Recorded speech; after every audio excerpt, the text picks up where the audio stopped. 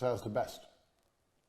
Now, I was relatively new to the game, and I'd say, yeah, I've been in this game a long time. I've met a lot of people, and I've met a lot of agencies to see how they do things. I'm not trying to sound conceited, but I'm very sure that we are the best at what we do.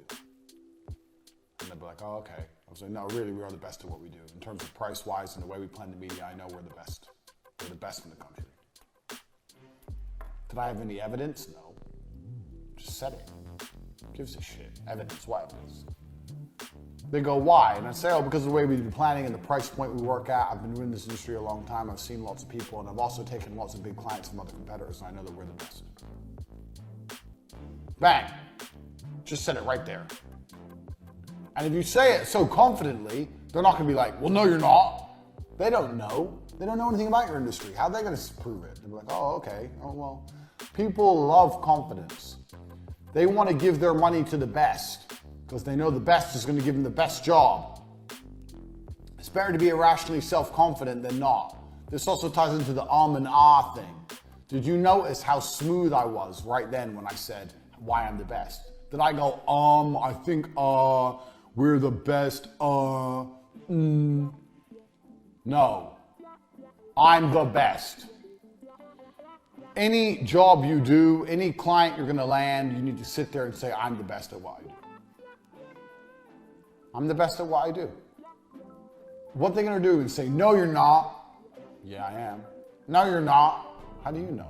It's my industry, not yours. I'm telling you I'm the best at what I do. You're not going to find anyone better than me for this price point. No way possible. I am the best. There's no one else in the world who does what I do at this cost. I'm the best. Congratulations, you found the best. You're lucky. Irrational self-confidence. Do not be a bullshitter, but you need to be super self-confident. Smooth with it. James Bond. He walks in, he's outnumbered, everyone wants to kill him. I'm the best. Doesn't matter, I'm me, I'm a G. That's how you have to be. Irrational self-confidence, super important. Lots of people don't have enough confidence when they're trying to sell. I don't know why. You're trying to sell something and you're all like, oh, well, maybe. Fucking maybe. Irrational self-confidence. Now, next point, 45. We're on 45. We're almost halfway. This is another thing that's gonna change the way you view business and money.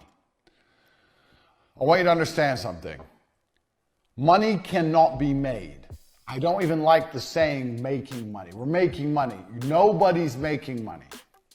The Federal Reserve makes money. You're not the Federal Reserve. If you are the Federal Reserve and you bought my course, I'm very, very humbled, but I doubt it. You're not the Federal Reserve. You're an individual. We're not the Rothschilds. We're shit munchers, which means we cannot make money. All we can do is take money from other people. Money exists and we have to take it. Dan the crackhead said to me something once.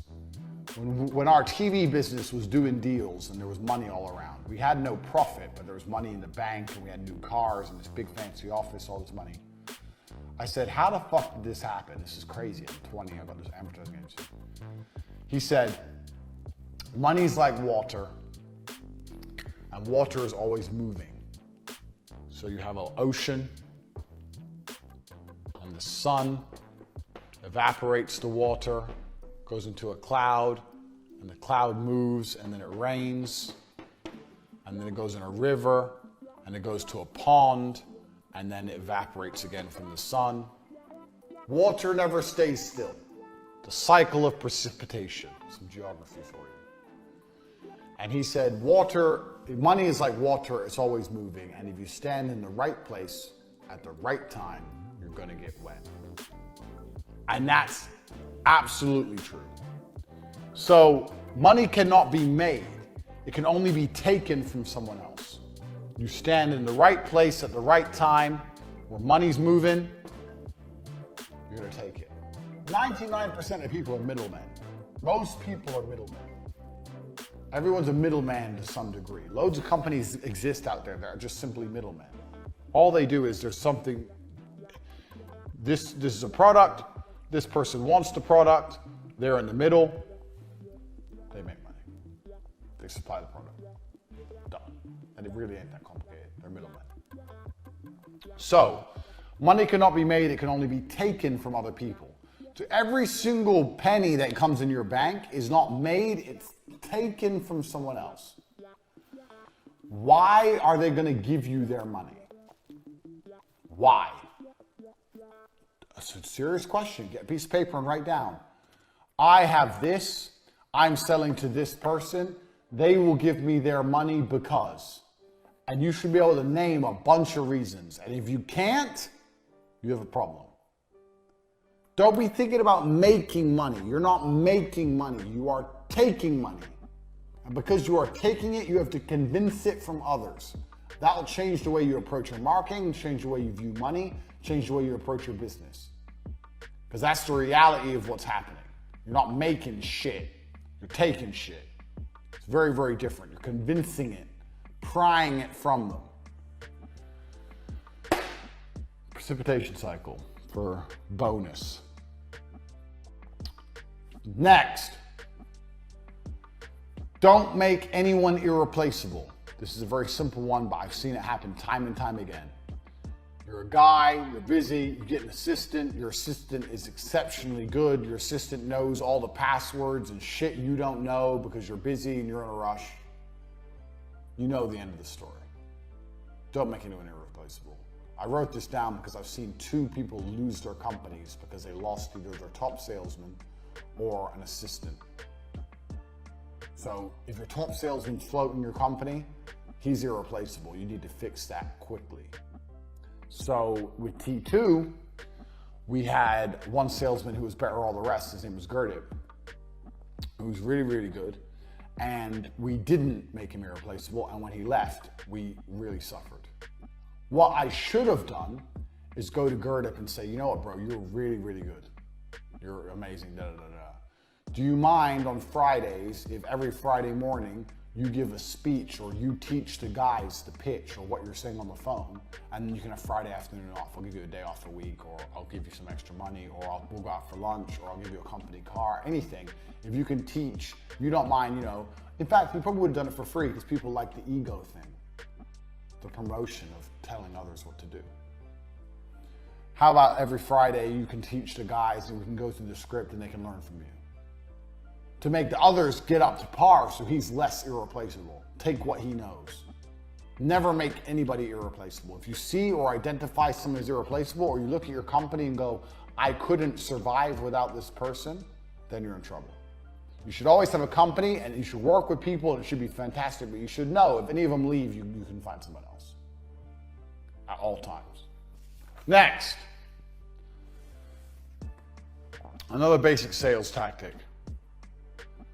Tell people they can't have things. You already should know this if you've sold anything before, but you should know. Tell people they can't have things. All the time I tell people they can't have things. If you tell people they can't have things, they want things. This is the reality of the world. So let's say someone calls you to buy, let's say you sell flux capacitors. I'm gonna draw a flux capacitor.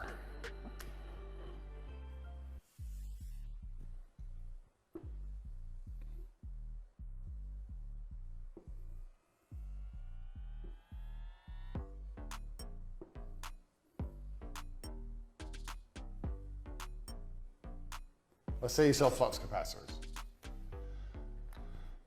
And someone calls up and goes, I need 2 flux capacitors, please. The first thing you say to them is, oh yeah, sure, okay, no problem. Let me just check and make sure we have some because they've been in high demand at the moment. I think we might be sold out. I'm not sure we have any. What do you need them for? Oh, I actually want to buy them for X, Y, Z. Okay, I don't think we have any right now. Let me get back to you. What's your name, number, da-da. So what just happened in that exchange? Dude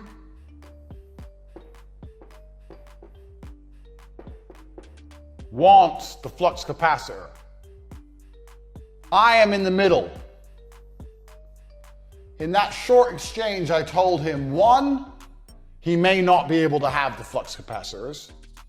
And 2, I asked him why he needs the flux capacitors. So 1, I told him he can't have it. And 2, I asked him